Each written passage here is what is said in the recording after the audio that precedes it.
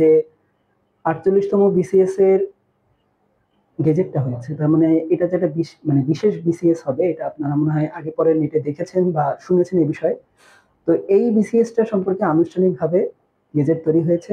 আমি আজকে তো 28 তারিখ, গতকালকে আমি গেজেটটা হাতে পেয়েছি। তো সেখানে মার্ক ডিস্ট্রিবিউশন দিয়ে দিয়েছে, প্লাস ভাইবার মার্কসও দিয়ে দিয়েছে, প্লাস রিটেন আদৌ হবে কি হবে না সবকিছু সেখানে জানিয়েছে। তো এটা যেহেতু বিশেষ বিসিএস এবং এটা শিক্ষা ক্যাডারের বিসিএস, আমার বিশ্বাস আপনারা সবাই সেভাবে এটার জন্য প্রস্তুতি নেবেন। এবং সবচেয়ে আরো বড় যে বিষয়টা, খুশির যে বিষয়টা, সেটা হচ্ছে যারা আপনারা চাকরির জন্য লড়তে চাচ্ছেন তাদের জন্য সব থেকে সুযোগ সুবিধা সম্পন্ন এই বিসিএসটাই থাকবে। কারণ এটা এই বছরের শেষের দিকেই এটা সার্কুলার হবে, প্লাস এর পাশাপাশি 47 তো আসছেই পরীক্ষার সামনে, প্লাস 49 বিসিএস এরও সার্কুলার চলে আসবে। তো দুইটা সার্কুলারই হয়তো এই একই বছরে 2025 সালে আপনারা পেয়ে যাবেন। তো যাই হোক, অনেকগুলো কথা বললাম, আমি কিছু জিনিস জানানো দরকার ছিল। আপনারা আরো আপডেট থাকবেন, প্লাস এগুলোতে আরো বেশি দেখবেন যে কোথায় কখন কি হচ্ছে বা না হচ্ছে। তো ঠিক আছে, আমি আজকে ক্লাসে চলে যাচ্ছি। তো ক্লাসটা একটু শুরু করি আমরা।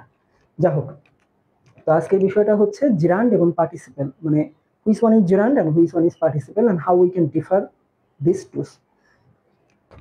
ওকে, ফার্স্টে আমি একটা কাজ করি, আমি আসি জিরান্ড এই বিষয়টাতে প্রথমে আসি। What is জিরান্ড? দেখুন, এই বিষয়টা নিয়ে আগে পরে আলোচনা হয়েছে আমাদের, আমি আমার ভিতরের ক্লাসগুলোতে সংক্ষিপ্ত আকারে মাঝে মাঝে দেখিয়েছি। তো সেটারই আজকে ডিটেইলস আলোচনা আমরা আজকে করব।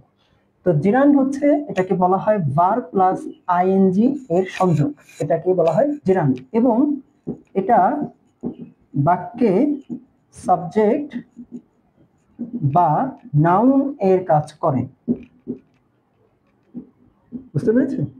এইটা বাক্যে সাবজেক্ট বা নাউনের কাজ করে। ভার্বের সাথে আইএনজি থাকবে, কিন্তু সেটা সাবজেক্ট বা নাউন আকারে বসবে। তাহলে বিষয়টা কেমন আসে দেখেন, যেমন আমি যদি বলি রিডিং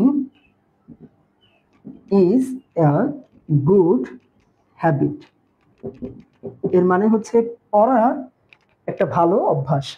তো এই যে আমি দেখেন, এই যে ভার্ব তার সাথে আইএনজি দিয়েছি, এইটাই হচ্ছে জিরান্ড। প্লাস কিভাবে বুঝবেন দেখেন, এই যে রিডের সাথে আইএনজি দেওয়ার কারণে এখানে যে বিষয়টা উল্লেখ আসছে তা হচ্ছে এইটা দেখেন, এটা কিন্তু সাবজেক্ট, এটা বাদ দিলে আমি যদি বলি which is a good habit, তাহলে কিন্তু অ্যান্সার আসে এইটা। অর্থাৎ কি দিয়ে যদি আমি অ্যান্সার করতে চাই বা কোনটা অ্যান্সার করতে চাই, তাহলে কিন্তু এইটা আসে। আর এইটাই যদি আসে, তাহলে এটা অবজেক্ট বা সাবজেক্ট যেটাই কাজ করুক সেটারই কাজ করছে, এখানে তো একটা সাবজেক্ট। তো এরকম যদি হয়, প্লাস দেখেন এটা বাদ দিলে কিন্তু আর কোনো সাবজেক্ট নাই, শুধু ইজ দিয়ে শুরু হচ্ছে, তাহলে সেটা তো হতে পারে না কোনো সেন্টেন্স। এই জন্য এরকম যদি কখনো কাজ করে, সেটাই হচ্ছে জিরান্ড।